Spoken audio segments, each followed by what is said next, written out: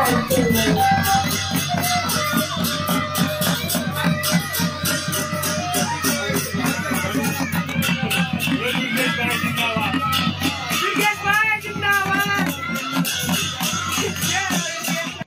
नमस्कार, मैं हूं गिरीश गेरोला और आप देख रहे हैं मेरो व्यवहार। उत्तरकाशी जिले की पुरोला विधानसभा में दुर्गेश लाल की एंट्री के बाद जो समीकरण है, राजनीतिक समीकरण, वो काफी रोचक हो गए हैं, दिलचस्प हो गए हैं। और मजेदार बात यह है कि 2 घंटे के अंदर जो समीकरण बदले, उसके बाद पुरोला में स्थिति क्या हो गई है। हमारे साथ खुद दुर्गेश लाल जी जुड़ रहे हैं, जो अभी बीजेपी से टिकट के दावेदार है। दुर्गेश जी, स्वागत है आपका मेरो व्यवहार में। धन्यवाद आपका। दुर्गेश जी, ये पहले सच बात तो बधाई आपको कि आपके जो कॉन्फिडेंस था उसको आपने बनाए रखा। किस तरह का पहली रिएक्शन? आपके चैनल के माध्यम से मैं पुरोला विधानसभा की समस्त जनमानस को मैं धन्यवाद देना चाहता हूं कि जिन्होंने मुझे 2017 में निर्दलीय चुनाव लड़ाया और इस लायक बनाया कि आज मैं आपके समकक्ष बोल पा रहा हूं। अच्छा दुर्गेश जी, ये बड़ा सवाल है। देहरादून से लेकर उत्तरकाशी जिले के मोरी तक इस बात की चर्चा है कि 2 घंटे में ऐसा क्या हुआ कि फैसला पलट गया। आपकी घर वापसी हुई, नाराजगी थी या कांग्रेस पर आपको भरोसा नहीं था?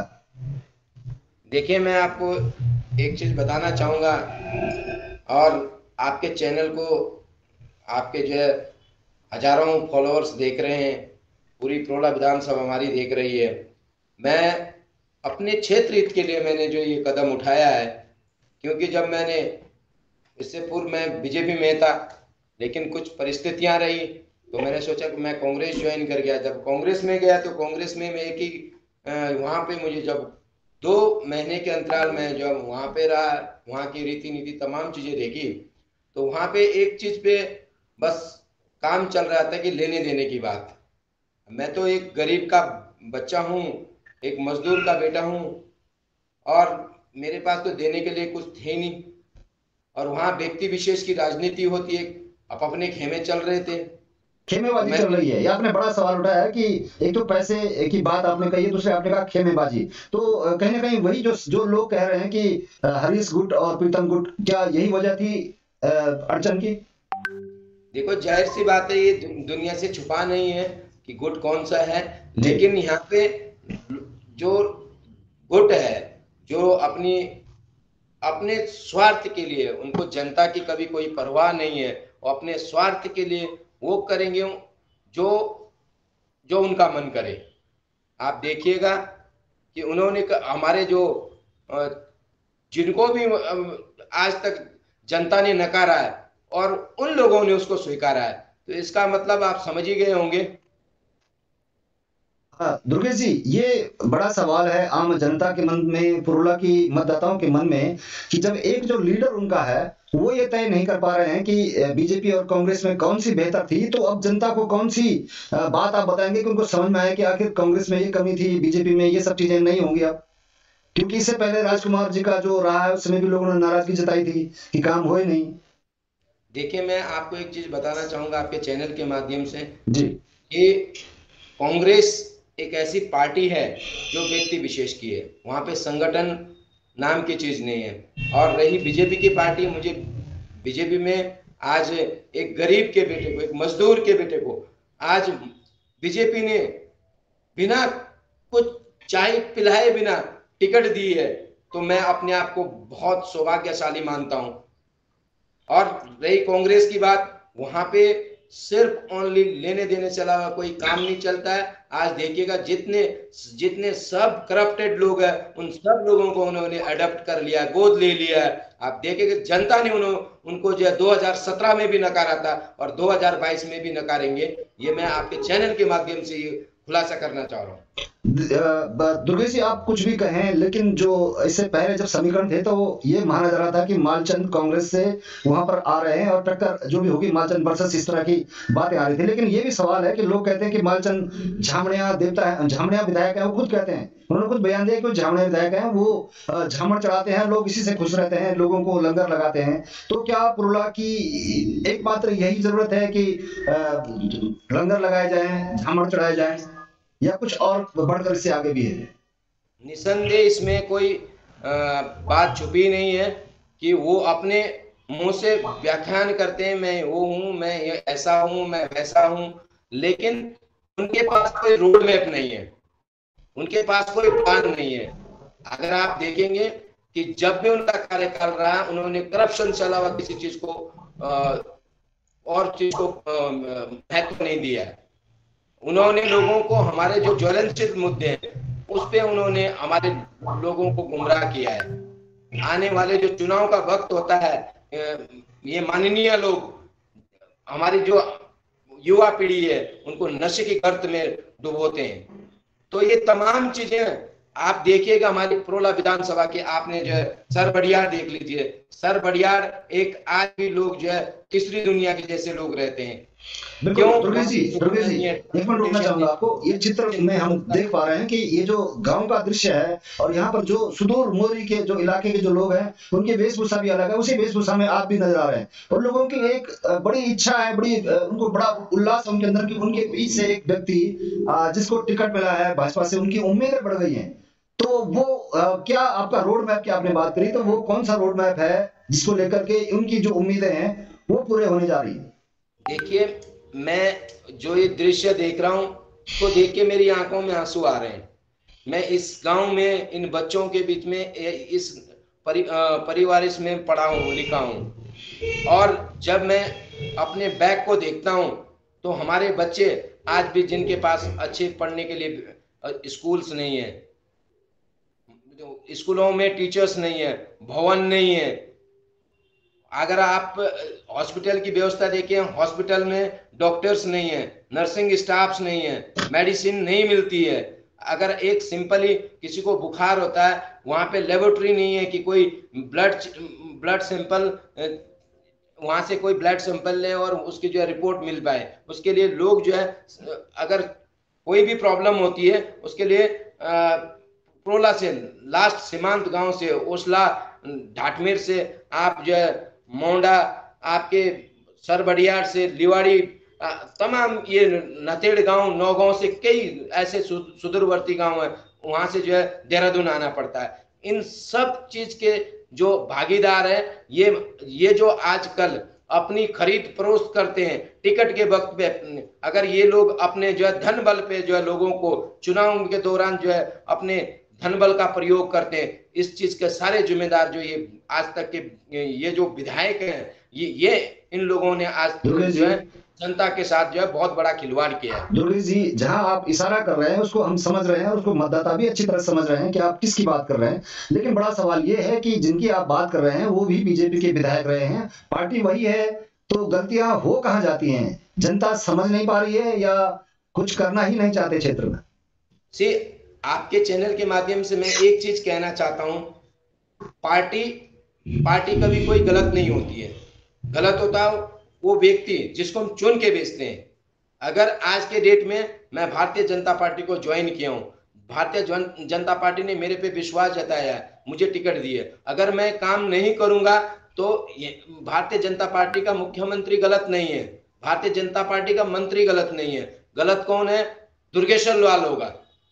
तो जिसको चुन के भेजा वो गलत है, उसकी रीति नीति गलत है, उसके पास विकास का रोड मैप नहीं है। उनके पास एक चीज का रोड मैप जरूर है, चाहे जनता से आप सर्वे से देख ले, किसी भी एक अनजान बच्चे से पूछ लीजिए कि इन माननीय जी ने क्या किया है, तो एक सिर्फ बोलेंगे कि हमको गुमराह किया है और चुनाव के वक्त में दारू मुर्गे और धन बल का प्रयोग करते हैं। ये, और इसका जो है जवाब 2022 में इनको बखूबी मिलने वाला है। बिल्कुल दुर्गेश जी, 21 साल का जवान हो गया, उत्तराखंड राज्य एक जवानी अपने उसमें पहुंच गया। ये जो आपने सवाल उठाए हैं नहीं हो पाया, एक साथ जदयू की छड़ी कुछ है नहीं कि तत्काल आप कुछ कर लेंगे, लेकिन फिर भी स्टेप बाय स्टेप अगर आप बात करें तो कहां से शुरू करेंगे, किस तरह से करेंगे कि जो लोगों की उम्मीदें है ना, जो दिख रही है मुझे वहां पर, वो उम्मीदें पूरी हों? मैं सबसे पहले मैं अपने क्षेत्र के बुद्धिजीवी जनमानस को धन्यवाद देना चाहता हूं कि आज अभी आप देख रहे होंगे किसी भी सोशल मीडिया के माध्यम से या कहीं से भी मुझे भरपूर प्यार मिल रहा है। मुझे 2022 में अगर ये मुझे क्षेत्र का आशीर्वाद मिलता है तो मुझे विश्वास है मैं सबसे पहले स्कूल की शिक्षा की व्यवस्था को ठीक करूंगा। वहाँ के ट्रांसपोर्टेशन की व्यवस्था देखो, अगर ट्रांसपोर्टेशन ठीक है, आपके परिवहन की व्यवस्था ठीक है, तो वहाँ विकास है। ट्रांसपोर्टेशन पे सारा विकास रुका हुआ है। और तीसरी चीज है स्वास्थ्य, क्योंकि लोगों को अगर अगर कोई प्रॉब्लम होती है तो उनको जो है कहीं डॉक्टर्स मिल जाए, दवाई मिल जाए, तो वो सबसे इम्पोर्टेंट चीज है। और एक चीज और इम्पोर्टेंट है कम्युनिकेशंस। आज के डेट में डिजिटल इंडिया हो गया है, तो आज भी हमारे जो कई क्षेत्र ऐसे हैं जहाँ पे फोन करने के लिए 20 किलोमीटर दूर आना पड़ता है। तो ये सब तमाम जो समस्याएं हैं इनका मैं निराकरण करूंगा, और अपने माध्यम से, प्रदेश की सरकार के माध्यम से मुझे विश्वास है कि 2022 में पुनः भारतीय जनता पार्टी की सरकार बननी, माननीय नरेंद्र मोदी जी के नेतृत्व में, और प्रदेश में हमारे यशस्वी मुख्यमंत्री और जो युवा नेतृत्व, उनके नेतृत्व में भारतीय जनता पार्टी की सरकार बन रही। और मुझे पूर्ण विश्वास है कि मैं अपने क्षेत्र के लिए जी पूरी तरह राजकुमार से जी का आपको सहयोग मिल रहा है? ध्रुवीश जी, राजकुमार जी का सहयोग मिल रहा है पूरा? बिल्कुल, वो मेरे बड़े भाई हैं, उन्होंने अपना आशीर्वाद मेरे ऊपर दिया है। जितने भी भारतीय जनता पार्टी के जय श्रेष्ठ कार्यकर्ता है, जो भी हैं, उन लोगों का सबका मुझे सहयोग मिल रहा है। और मैं विश्वास दिलाता हूं, क्योंकि घर की बात है, मेरी सबसे बात हुई है और सबने अपना आशीर्वाद दिया है। नहीं, थोड़ा ये समझना चाह रहे हैं मतदाता भी, कहीं ना कहीं ये सवाल लोगों के मन में जरूर होगा कि राजकुमार जी अंतिम समय में जो टिकट नहीं लड़े या टिकट की दौड़ में नहीं थे, बाहर हो गए, और भाजपा ने भी सोचा कि आप बेहतर कर सकते हैं, तो वो क्या बेहतरी हो सकती है जो आपसे लगी थी पार्टी को? देखिए, राजकुमार जी एक बड़े नेता हैं, और मैं मानता हूं कि उनके अंदर जो एबिलिटी है, उनके अंदर जो सोच है, मुझे लगता है कि भारतीय जनता पार्टी उसको कहीं और जगह उपयोग करेगी। हो सकता है इससे कोई बड़ा हो जाए। भाई, भारतीय जनता पार्टी है, यहाँ कुछ भी हो सकता है। अगर एक गरीब के बेटे को टिकट मिल सकता है, तो राजकुमार जी तो जो है 2 बार के विधायक रहे, हो सकता है उनको कहीं कुछ हो जाए। एक बार गरीब के बेटों को, एक बार राजकुमार को। चलिए, ये क्या एक समीकरण हो सकता है कि जैसे मोरी का एक बहुत बड़ा इलाका है जहां की तस्वीरें हम देख रहे हैं, बहुत ज्यादा मतदाता भी हैं और सबसे ज्यादा विकास की दरकार इसी इलाके में है, और आप इन्हीं का प्रतिनिधित्व करते हैं मूल रूप से, आप इसी इलाके से बिलोंग करते हैं जो विकास से कोसों दूर है। तो क्या एक वजह ये हो सकती है कि सुदूर क्षेत्र तक विकास की लहर दौड़ेगी? आप पे भरोसा जताया पार्टी ने? देखिए, शीर्ष में भारतीय जनता पार्टी एक ग्रास रूट लेवल से लेके अपर लेवल तक देखती है। ये सारा जो निष्कर्षण निकला है, ये सारे हमारे जो शीर्ष नेतृत्व है, प्रदेश का नेतृत्व है, संगठन के लोग हैं, उन्होंने जो भी इस माध्यम से मेरे पे जो है विश्वास जताया, मैं उसके लिए प्रदेश के नेतृत्व और राष्ट्रीय नेतृत्व का, मैं और अपने जिले के संगठन का, तमाम जो है भारतीय जनता पार्टी के समस्त कार्यकर्ताओं का बहुत बहुत धन्यवाद और आभार प्रकट करता हूं। तो चलिए, आज हमारे साथ दुर्गेश लाल जी जुड़े थे पुरोला से, जो बीजेपी पर जिन्होंने बीजेपी ने भरोसा जताया। तो अंतिम रूप से क्या कहना चाहेंगे अपने मतदाताओं को, पुरोला विधानसभा की जनता को क्या कहना चाहेंगे कि वो? मैं आपके चैनल के माध्यम से एक अपने पुरोला विधानसभा के समस्त जनमानस, नौ युवक साथियों से, बुजुर्गों से, मेरी माताओं बहनों से निवेदन करना चाहूंगा कि 2022 की जो रणबेरी बज चुकी है, इसमें आप बढ़ चढ़ करके भाग लें। जो पुरोला विधानसभा में जो करप्शन हो रहा है या आज तक हुआ है, उसके अगेंस्ट वोट करें और अपना विश्वास मेरे पे जताएं। और मैं आपका, जिसके लिए मैं आगे आने वाले समय में आपका आजीवन आभारी रहूंगा। अच्छा, जो ये कहा जाता है ना, साम दाम दंड भेद की नीति जो विपक्ष अपनाने जा रहा है, जिसके लिए महारत हासिल है, ये जो कहा जाता है, इससे कैसे निपटेंगे? देखिए, मेरी विधानसभा में मेरे से बड़े अच्छे बुद्धिजीवी लोग हैं, और संगठन में बहुत अच्छे जो है रचनाकार हैं, और हमारे तमाम जो है पूरे, क्योंकि देखो आज मतदाता जो है जागरूक हो चुका है। अब जो है इनके धनबल के और मुर्गे दारू पे गुमराह होने वाले नहीं है।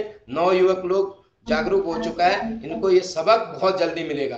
चलिए, तो मुर्गा और दारू इस बार नहीं चलेगा, लोग जागरूक हो चुके हैं। लेकिन बड़ा सवाल उन लोगों का है, मोरी जो सीमांत जिला का हिस्सा है, उसकी उनकी उम्मीदों का सवाल है कि उनकी उम्मीदें आखिर पूरी होंगी या नहीं होंगी, और होंगी तो कब तक होंगी, किस रोड मैप के आधार पर होंगी। हमारे साथ दुर्गेश्वर लाल जी जुड़े थे, जो बीजेपी के दावेदार हैं, बीजेपी के प्रत्याशी हैं पुरोला से। दुर्गेश्वर लाल जी, आपका बहुत बहुत धन्यवाद मेरे व्यवहार में जुड़ने के लिए। धन्यवाद आपका।